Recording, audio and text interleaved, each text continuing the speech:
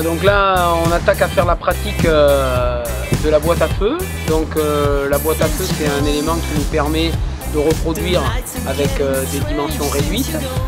tous les phénomènes qui sont présents dans un feu d'habitation, et notamment les phénomènes thermiques que l'on veut étudier, qui sont le but de la formation, c'est-à-dire le flashover et le backdraft.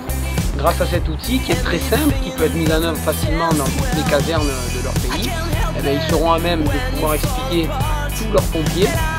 comment se produit un flashover, pourquoi,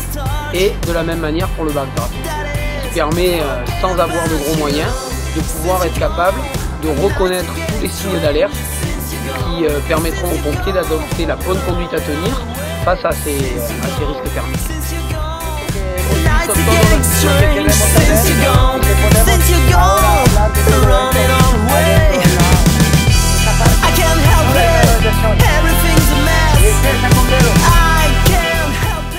Donc là on est dans la deuxième expérimentation au niveau de la boîte à feu. On en a fait une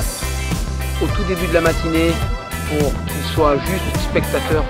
du phénomène, des phénomènes thermiques, c'est-à-dire backdraft et flashover. Ensuite on est retourné en salle de cours,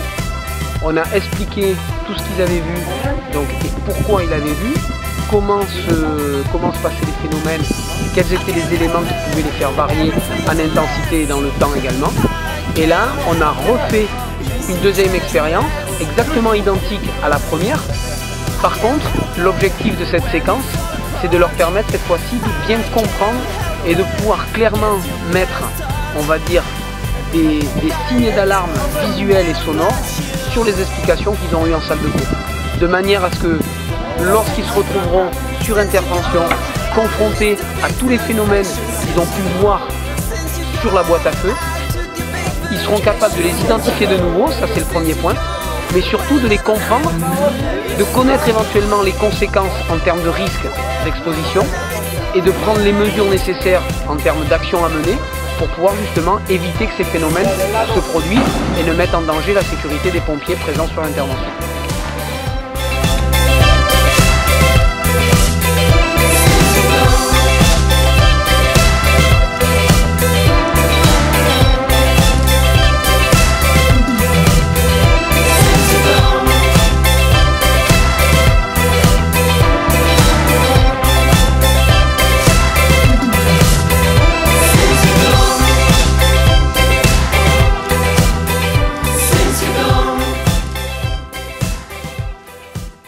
Since you're gone